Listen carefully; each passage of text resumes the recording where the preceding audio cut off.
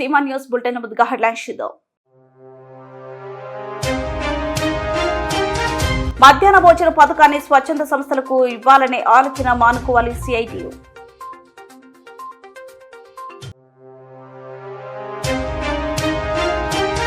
ఉయ్యాలవాడ రథోత్సవంలో రక్తపాతం, యువకుడిపై కత్తి దాడి, ఆసుపత్రిలో మృతి.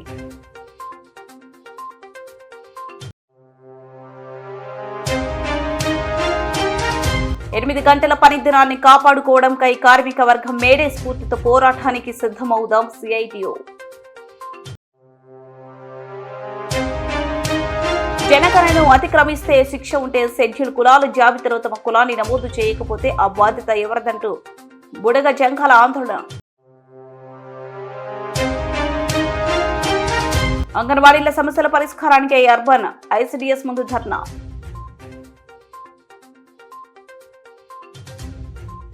మధ్యాహ్న భోజన పథకాన్ని స్వచ్ఛంద సంస్థలకు ఇవ్వడాన్ని వ్యతిరేకిస్తూ రాష్ట్ర వ్యాప్త ఆందోళనలో భాగంగా ఈ రోజు కర్నూలు జిల్లా కలెక్టర్ కార్యాలయం ముందు ఏపీ మధ్యాహ్న భోజన కార్మిక సంఘం ఆధ్వర్యంలో ధర్నా కార్యక్రమం నిర్వహించారు.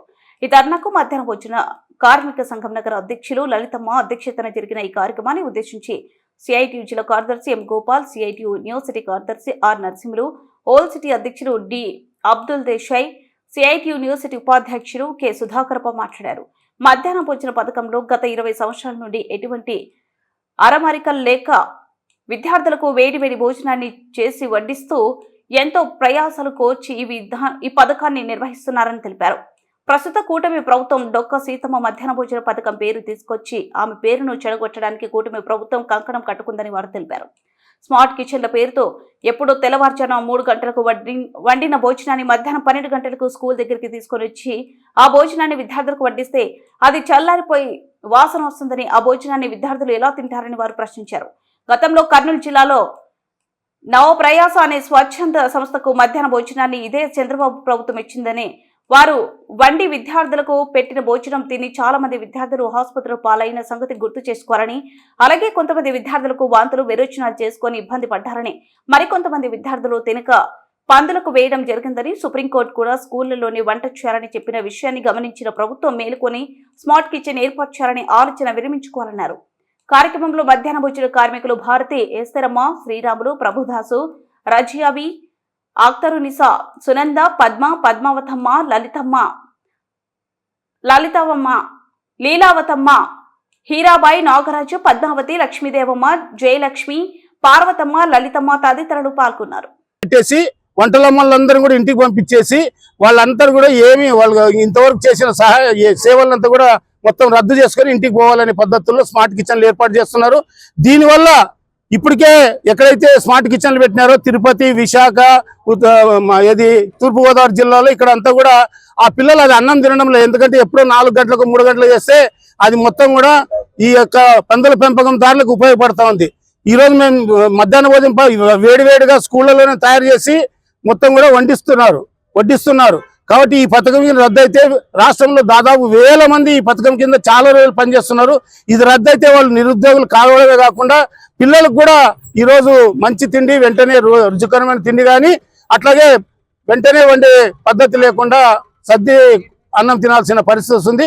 దీన్ని మేము ఏపీ మధ్యాహ్న భోజన పథకం కార్మికులుగా సిఐటిగా వ్యతిరేకిస్తూ చంద్రబాబు గారు వంటలమ్మల కడుపులు కొట్టొద్దు, వాళ్ళకి ఉపాధి కల్పించాలి, అట్లాగే వాళ్ళకి ఏదైనా ఉంటే వాళ్ళ సమస్యలు పరిష్కరించి ఇంకా మెరుగైన పద్ధతుల్లో ఈ వంట భోజనం పథకం కార్మికులు నడిచేటట్లు మేము కూడా కృషి చేస్తామని చంద్రబాబు గారికి విజ్ఞప్తి చేస్తూ వంటలమ్మలు కడుపులు కొట్టొద్దు అనేది మా డిమాండ్. వెంటనే స్మార్ట్ కిచెన్ రద్దు చేయాలి. చంద్రబాబు గారు నమస్కారం సార్. మిమ్మల్ని ఓటేసి గెలిపించుకున్నాం, కానీ మా కడుపులు కొడతారని మేము అనుకోలేదు సార్. మధ్యాహ్నం భోజనం మేము 20 ఏళ్ళ నుంచి మేము పనిచేస్తున్నాం ఇక్కడ. మీరు వచ్చినప్పటి నుంచి చంద్రబాబు నాయుడు మాకు చేస్తాడు, మాకు అన్నతో సమానంగా మేము ఓటేసి గెలిపించుకుంటే ఈ పొద్దు మమ్మల్ని రోడ్డుకి ఈడుస్తున్నారు. రోడ్డుకి ఈడ్చేదే కాక మా కడుపులు కొడుతున్నారు. వేడి వేడి అన్నం చేసి మా పిల్లలు అనుకొని మేము వంట చేస్తున్నాం ఇక్కడ. ఆ అన్నం బాగలేదని మీరు వేరే దానికి ఇస్తున్నారు, అది బాగలేదు. మా పని మాకు కల్పించాలి, మా పని మాకు ఉండాలి. మీరు మాకు వేతనాలు మీరు ఇవ్వకపోయినా మేము వడ్డీకి తీసుకొచ్చి కూడా మేము బిల్లులు రాకపోయినా మేము పెట్టుకున్నాము. ఆ పొద్దు కూడా మేము మిమ్మల్ని అడగలేదు. ఈ పొద్దు మా కడుపులు కొడుతున్నారంటే మేము వస్తాము, ఎక్కడికైనా వస్తాము. మీకు ఓటేసి గెలిపించుకుంటే ఈ మమ్మల్ని ఈ రకంగా చేస్తున్నారు. గ్యాసుల మీద వంట చేయాలంటే గ్యాస్ 1200 గ్యాస్ పెట్టి కూడా మేము వంట చేసినాము. ఈ పొద్దు గ్యాస్ రాకుంటే కూడా మేము కట్టెల మీద వంట చేసుకొని మేము చేసుకుంటున్నాము. వేడి వేడి అన్నం పెట్టడం మేళ, మీరు తీసుకొచ్చి సద్దన్నం పెట్టడం మేళ. చంద్రబాబు సార్ అడుగుతున్నా, మీరు సద్దన్నం తీసుకొచ్చి పిల్లలకు పెట్టి మీరు ఏ రకంగా మీ పిల్లలను మీరు చేస్తున్నారు? పౌష్టికాహారం బాగా అందియాలంటున్నారు. సద్దన్నం మీరు 1 గంట అప్పుడు అన్నం చేస్తే ఆ పిల్లలకి ఇక్కడికి వచ్చే తాళ్ళకి మెత్తగాడిపోతుంది. ఆ పిల్లలు అన్నం తినాలా? అన్నం తిని ఏమన్నా అయినా కూడా ఏం పర్వాలేదా మీకు? మీరు ఎట్లా మీరు న్యాయంగా చేస్తున్నారు? ఏ విధంగా మీ దగ్గర న్యాయం ఉంది? మేము వేడి వేడిది పెడితేనే ఫోటోలు తీస్తున్నారు. మరి ఈ అన్నం ఫోటో తీయరా? ఈ అన్నానికి లేదా?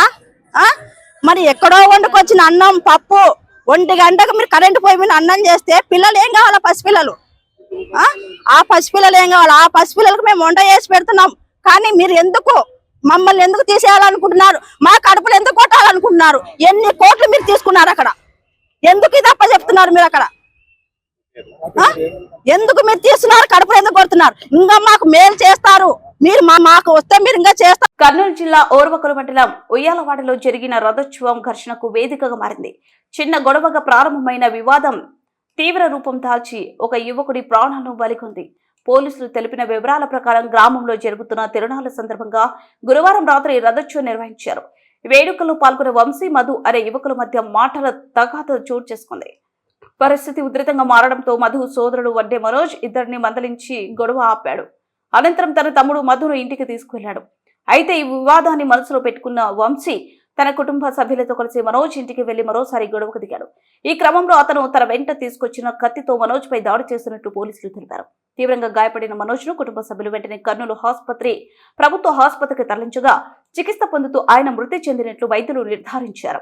ఘోరంగా విచక్షణ రహితంగా కత్తితో పొడిచి గొంతు మీద పొడిచి చంపడం జరిగింది. చాలా దారుణమైనటువంటి సంఘటన. ఎవరైతే వడ్డే మనోజ్ని చంపేసినటువంటి హంతకులపై తక్షణమే కేసు నమోదు చేయాలా, వాళ్ళ మీద రౌడీ షీటర్ ఓపెన్ చేయాలా, తర్వాత వాళ్ళని ఎన్కౌంటర్ చేయాలని చెప్పి కూడా కోరుతున్నాను. ఎవరైతే మనోజ్ని హత్య చేసినటువంటి ఆ వ్యక్తి గతంలో కూడా ఒక క్రిమినల్ బ్యాక్గ్రౌండ్ ఉన్నాడు. అతడు ఉపపాడు అనేటువంటి గ్రామంలో కూడా ఒక అమ్మాయిని నగ్నంగా రేప్ చేసిన దాంట్లో కూడా ఈ పిల్లోడు ముద్దాయి.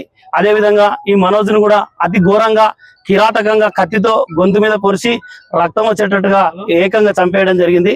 కాబట్టి మేము వడ్డెర సంఘం తరఫున తీవ్రంగా ఖండిస్తున్నాం.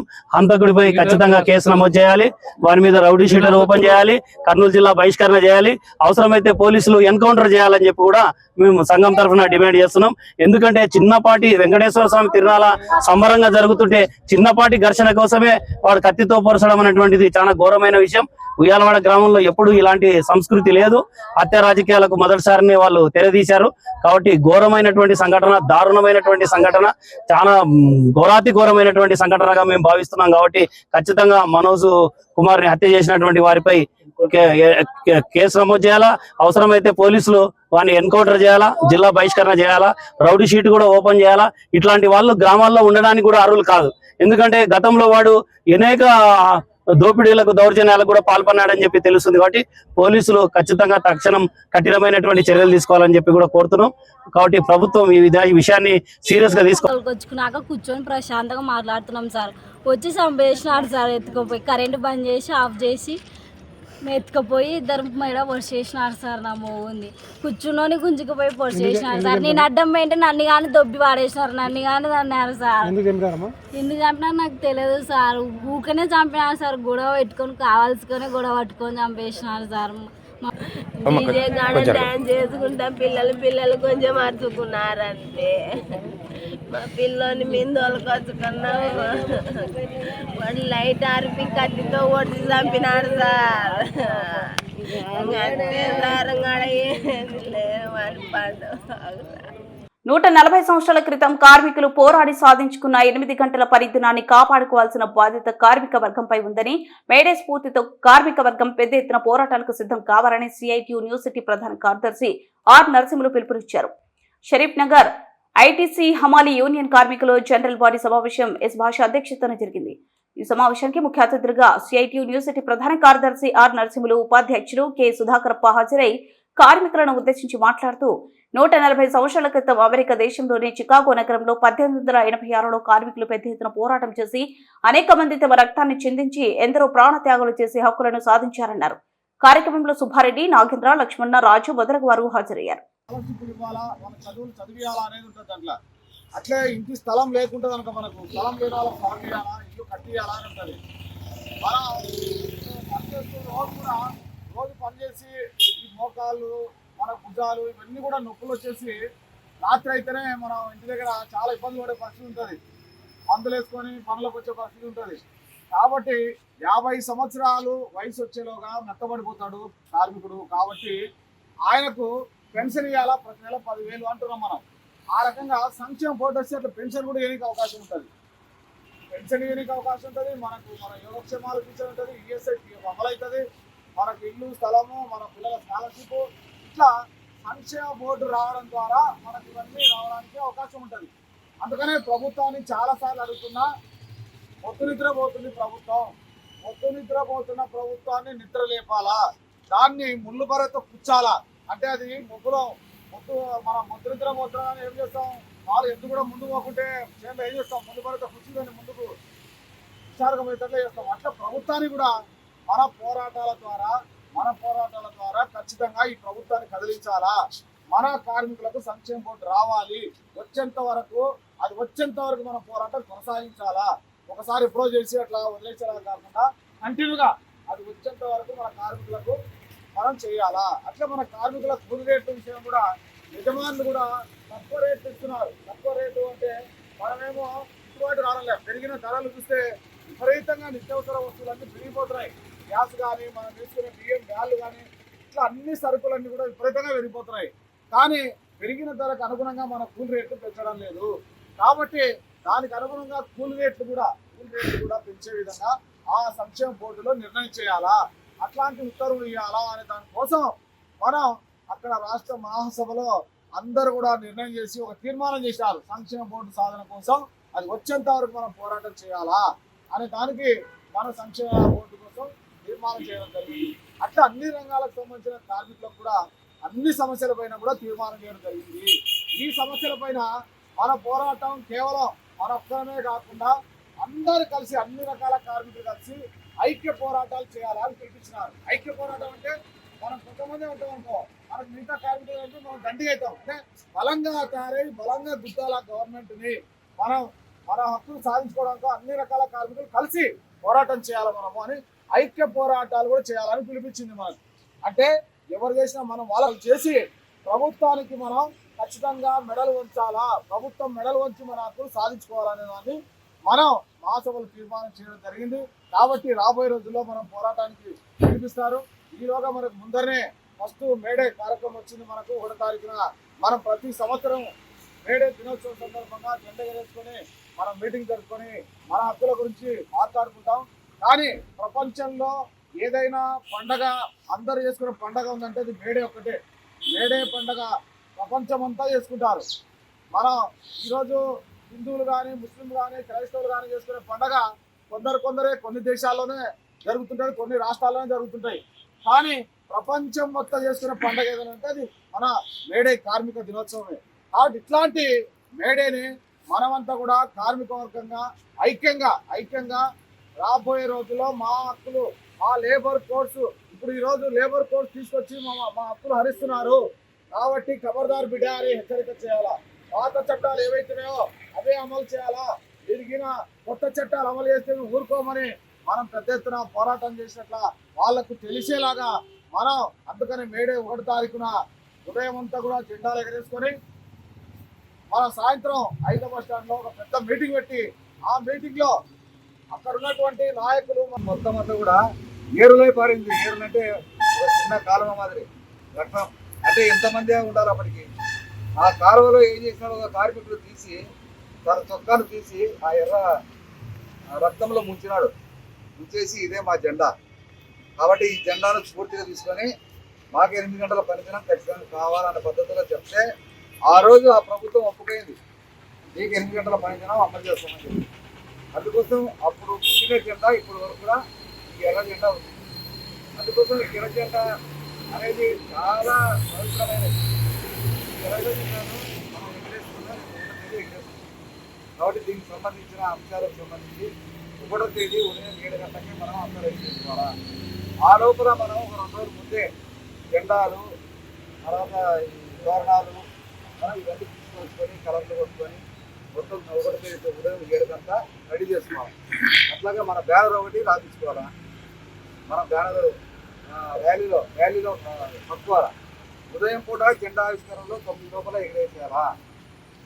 ఆలో 9 అంటే మీకు 9 కాదు, మిగతా అన్ని దానిలో జెండాలు ఎగరేసాలి. అక్కడ 9 కల్లా పూర్తి చేసుకోవాలి. ఎందుకు పూర్తి చేసుకోవాలా? ఎండలు ఎక్కువ ఉన్నాయి కాబట్టి 9 కల్లా పూర్తి చేసుకొని మళ్ళీ సాయంత్రం 5 గంటలకంతా జిల్లా పరిషత్కి ఏర్పాలా. ఎక్కడ జిల్లా పరిషత్? మన కర్నూలు జిల్లా పరిషత్కి ఏర్పాలా. అక్కడ నుంచి ర్యాలీ ఉంటుంది, పెద్ద ఎత్తున ర్యాలీ ఉంటుంది. ఆ ర్యాలీ పాత బస్ స్టాండ్ వరకు, అంబేద్కర్ విగ్రహం వరకు ర్యాలీ ఉంటుంది. అక్కడ బహిరంగ సభ ఉంటుంది. ఎందుకంటే ఈసారి బహిరంగ సభ పెద్ద ఎత్తున జరపాలా, ర్యాలీ పెద్ద ఎత్తున జరపాలా. అందుకోసం నివాస ప్రాంతాల నుంచి కూడా మన వాళ్ళు ప్రజలందరూ కూడా వస్తారు. వాళ్ళతో పాటు మనం కూడా ఉంటాం కాబట్టి మన బ్యానర్ కింద మనం అందరం కూడా ఉండాలి. ప్రతి ఒక్క కార్మిక సంఘం అంతా కూడా ఎవరి యూనియన్ వాళ్ళు బ్యానర్ రాయించుకొని ఆ బ్యానర్ కింద మీరంతా ఉండాలా. ఒక క్రమశిక్షణగా ఆ రోజు ర్యాలీ చేసి బహిరంగ సభ తీసుకొని మనం రాత్రి చూసాం. బహిరంగ సభ అయిపోయే వరకు ఎవరు ఎక్కడికి పోవాల్సిన అవసరం లేదు, పోకుండా. అందుకోసం మనం ఈసారి బాగా జరపాల మేడి అని అనుకోవడం జరిగింది.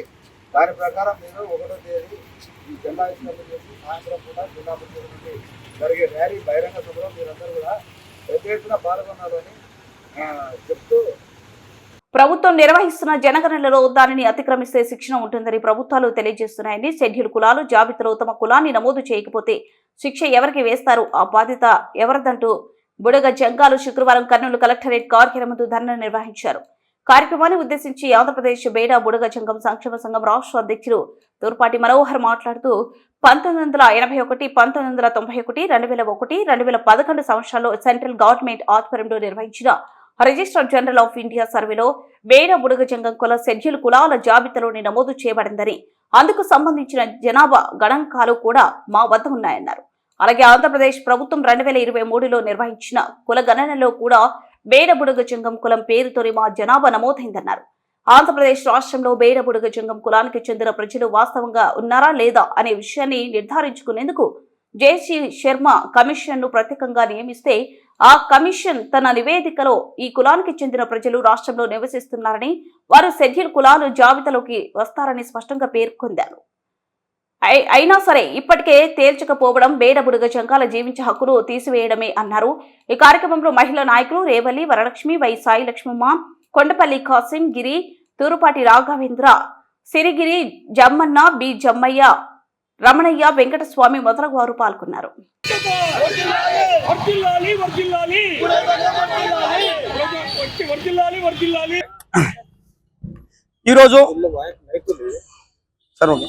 ఈరోజు కర్నూలు కలెక్టరేట్ వద్ద బేడ బుడగ జంగాల ఆధ్వర్యంలో ధర్నా చేయడానికి ముఖ్య ఉద్దేశం ఏమనగా, జనగణన అని రాష్ట్ర కేంద్ర ప్రభుత్వాల ఆధ్వర్యంలో ప్రతిష్టాత్మకంగా జనగణన సర్వే చేయబడుతుంది.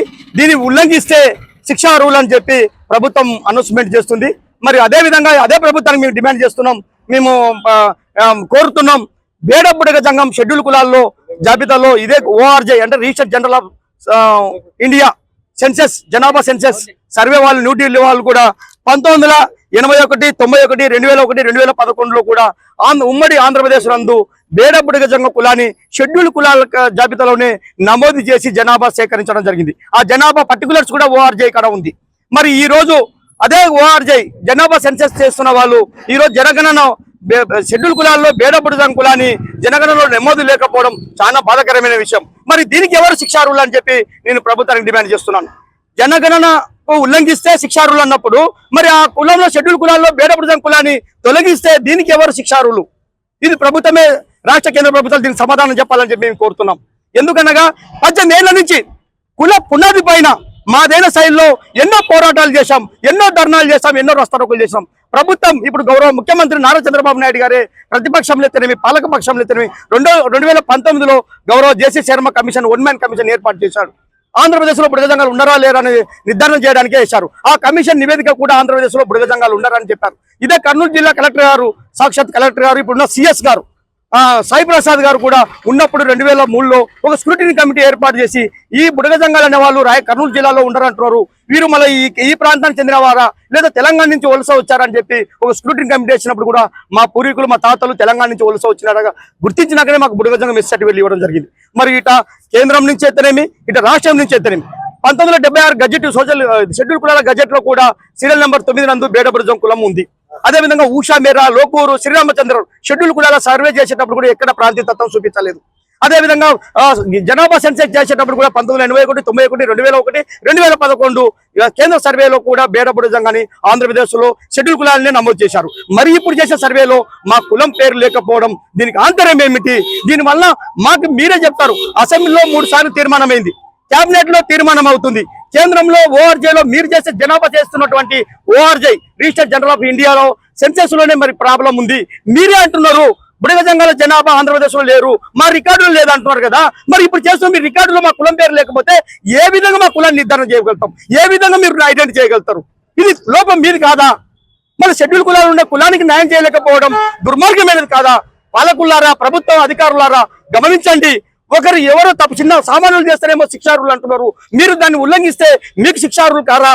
కాబట్టి నేటికైనా సరే ఇన్నేళ్ల పోరాటంలో బుడగ జంగం కులము ఇప్పుడు షెడ్యూల్ కులాల జాబితాలో లేకుండా జనగణన సర్వే చేస్తే అది మా యొక్క జాతికి ఉనికికే సిగ్గుచేటైన విషయం, మా యొక్క హక్కులకు భంగం కలిగించేది విధంగా ఉంటుంది. కాబట్టి ప్రభుత్వాలు ఇప్పుడున్న ప్రభుత్వాలు అన్ని కూటమి ప్రభుత్వాలు అన్ని కూడా కేంద్రానికి వచ్చినాయి, సర్వేలు చేస్తున్నాయి, అసెంబ్లీ, కేబినెట్, పార్లమెంట్ లో కూడా మీకు చర్చలు జరుగుతున్నాయి, అయినా కూడా మా కులాన్ని ఉల్లంఘిస్తున్నారంటే చాలా దుర్మార్గమైన విషయము. కాబట్టి జనగణన ఇప్పుడు మేలో అధికారులు వాళ్ళు వస్తున్నటువంటి అధికారులకు ఖచ్చితంగా మా కులం పేరు నమోదు చేసుకొని షెడ్యూల్ కులాల్లో మా కులం పేరు నమోదు చేసి సర్వే చేయాలని చెప్పి మేము డిమాండ్ చేస్తున్నాం, ప్రభుత్వానికి కోరుకుంటున్నాం.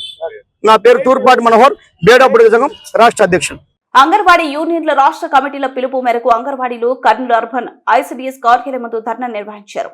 కనీస వేతనం 26,000 రూపాయలు ఇవ్వాలని, నెల రోజుల వేసవి సెలవులు ఇవ్వాలని, అంగన్వాడీలపై అదనపు పరిభారం, సర్వేలు, పెన్షన్ పంపిణీ, బిఎల్ఓ డ్యూటీలు వేయరాదని కోరుతూ అంగన్వాడీలు కర్నూలు నగరంలోని సి క్యాంప్ సెంటర్ నుండి ఐసిడిఎస్ ప్రాజెక్టు కార్యాలయం వరకు ర్యాలీ కొనసాగించారు.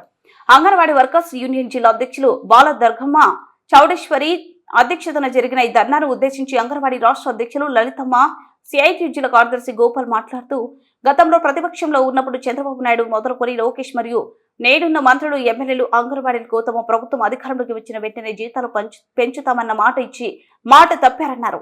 అంగన్వాడీలకు ఈ ప్రభుత్వం పట్ల చాలా ఆక్రోశంతో ఉన్నారని వారు తెలిపారు. ప్రభుత్వం వేతనాలు పెంచకపోతే రానున్న కాలంలో మరో సుదీర్ఘ సమ్మెకు సిద్ధం అవ్వాల్సి వస్తుందని ప్రభుత్వాన్ని హెచ్చరించారు.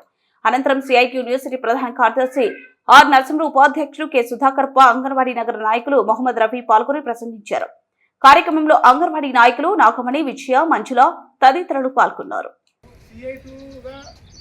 అంటే అన్ని యూనియన్లు కూర్చొని పిలిపిస్తే ఇమ్మీడియట్ గా మళ్ళీ సమ్మె ఎన్ని రోజులైనా కూడా ఇక మేము మళ్ళా వెనక్కి తీసేది లేదు.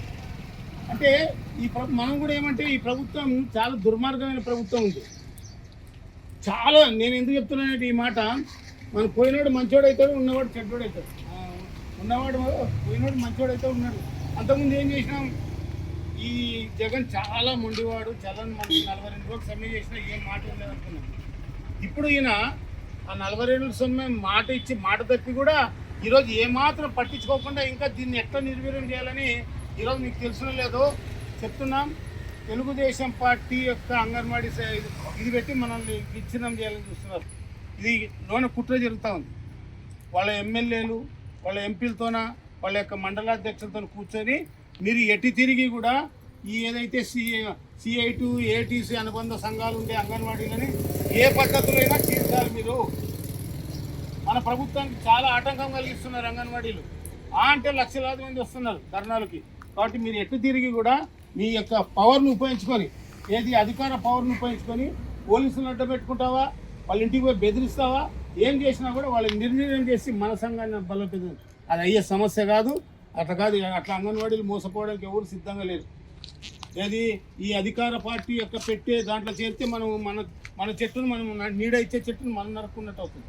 కాబట్టి అట్లాంటి జరగదు. కానీ వాళ్ళ యొక్క కుట్రలు అనమాట, అంతే. ఎందుకు ఇంకా వేరే ఏం చేయలేకపోతున్నారు. రేపు మళ్ళీ సమ్మెకు పిలిపిస్తే ఈ ప్రభుత్వం బదనాం అవుతుంది. మాట ఇచ్చారు, తండ్రి ఇచ్చాడు, కొడుకు ఇచ్చాడు, ఎమ్మెల్యేలు ఇచ్చారు, గౌరు చేత కూర్చోయింది. ప్రతి చోట కూడా ఇంకా మేము భోజనాలు పెట్టిస్తామంటే మీ భోజనం వద్దని చెప్పారు మన అంగన్వాడీలు.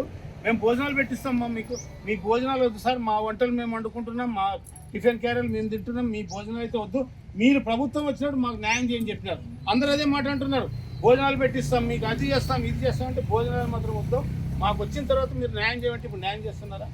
కాబట్టి చాలా దుర్మార్గమైన ప్రభుత్వం. ఇప్పుడు చెప్పింది వెళ్తమ్మ 4 లేబర్ కోడ్లు రద్దయిన తర్వాత కార్మికులకు రక్షణ అనేది ఉండదమ్మా. ఇంతవరకు కూడా మనకు 42 రోజులు సమ్మె చేసిన తర్వాత వాటి నోటీస్ ఇచ్చినా కూడా భయపడలేదు. ఎందుకు భయపడలేదు? మన చట్టం ఏముందంటే కార్మికుల్ని తొలగించాలంటే ఏదైనా తప్పు చేసి ఉండాలి. ఏం తప్పు చేసాం? వేతనాలు అడిగినాం, మన సంక్షేమ పథకాలు అమలు చేయమన్నాం, అంతేగాని ఏమన్నా దాంట్లో ఏం తప్పు ఉంది? ఏమైనా దీనికి మన ఏమైనా సంస్థకి ఏమైనా నాశనం చేసినామా? కాబట్టి ఈరోజు లేబర్ కోడ్లోన దేశంలోన నరేంద్ర మోడీ తెచ్చిన సమ్మె హక్కు లేకుండా, వేతనాలు పెంచకుండా అన్నీ చేస్తుంటే మొట్టమొదటిగా సంతకం పెట్టి అసెంబ్లీలో తీర్మానం చేసిన ఎవరైనా మన కార్మిక వ్యతిరేక ఉన్నాడంటే చంద్రబాబు. నేను అబద్ధం చెప్పడం లేదు. ఇంకా హిందీ రాష్ట్రాలు ఉన్నాయి, బీజేపీ దాదాపుగా 15-20 రాష్ట్రాలు బీజేపీ రాష్ట్రాలు ఉన్నాయి. ఆ బీజేపీ రాష్ట్రాలు ఇంకా సంతకం పెట్టలేదు లేబర్ కోడ్ల మీద. అంటే కార్మికులు సమ్మె చేయకూడదు, కార్మికులు యూనియన్లు పెట్టుకోకూడదు, కార్మికులు సమ్మె చేయాలంటే 3 నెలల ముందు నోటీస్ ఇవ్వాలి, 4 నెలల ముందు నోటీస్. ఇప్పుడు మనం ఏముంది 14 రోజుల ముందు నోటీస్ ఇస్తుంటే సమ్మె చేస్తుంటే.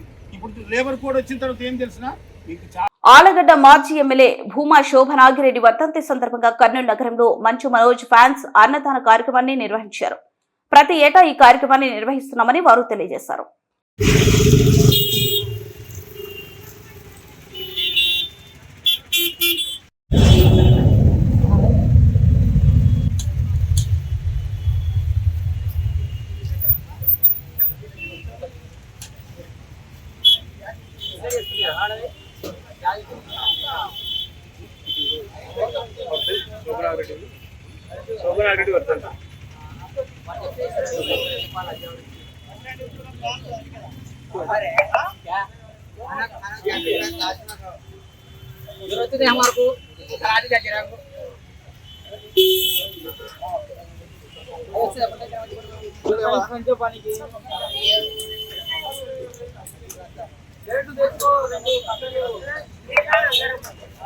నిన్ను కూడా ఇస్తారా?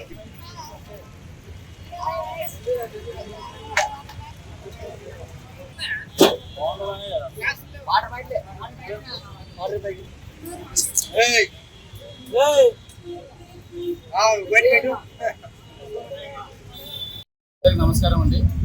ఈరోజు స్వర్గీయ భూమా శోభనాగిరెడ్డి గారి 12వ వర్ధంతి సందర్భంగా ఇక్కడ అన్నదానం చేయడం మొదలైంది. అందులో వచ్చేసి హైదరాబాద్లో వచ్చేసి మంచు మనోజ్ గారి వాళ్ళ ఆధ్వర్యంలో ఇక్కడ జరుగుతున్నారు. నాకు సపోర్ట్ చేస్తుంది హైదరాబాద్ బాషా గారు అండ్ రమేష్ గారు. ప్రతి సంవత్సరం ఇక్కడ అన్నదానం చేయాలని వాళ్ళ చిత్రం మేము అందరూ చేస్తున్నామండి.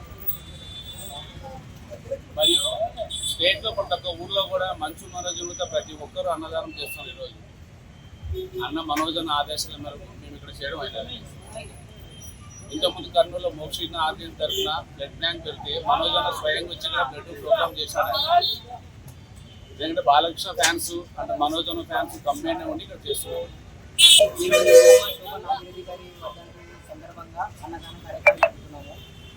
ఇక్కడ ఒకటే కాక వివిధ రాష్ట్రాలలో మంచు మనోజ్ ఫ్యాన్స్ అందరూ అన్నదాన కార్యక్రమం ప్రోగ్రాం అనేది కండక్ట్ చేసినారు. ప్రత్యేకంగా మన రాష్ట్రపతి గారు చాలా క్లోజు, రమేష్ గారు చాలా క్లోజు.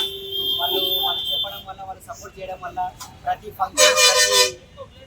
ఫంక్షన్ అయినా కానీ ఏదైనా ఫంక్షన్ అయినా కానీ మేమందరం దగ్గరుండి బాగా సక్సెస్ చేస్తాం. బుట్ట ముగించే ముందు హెడ్లైన్స్ మరోసారి. మధ్యాహ్న భోజన పథకాన్ని స్వచ్ఛంద సంస్థలకు ఇవ్వాలనే ఆలోచన మానుకోవాలి సిఐటియు.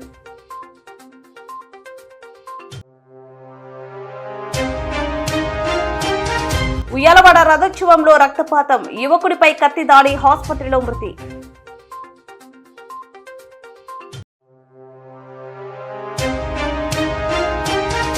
8 గంటల పని దినాన్ని కాపాడుకోవడంకై కార్మిక వర్గం మేడే స్ఫూర్తితో పోరాటానికి సిద్ధమవుదాం సిఐటియు. జనగణనను అతిక్రమిస్తే శిక్ష ఉంటే షెడ్యూల్ కులాల జాబితాలో తమ కులాన్ని నమోదు చేయకపోతే ఆ బాధ్యత ఎవరిదంటూ బుడగ జంగాల ఆందోళన. అంగన్వాడీల సమస్యల పరిష్కారానికి అర్బన్ ఐసిడిఎస్ ముందు ధర్నా.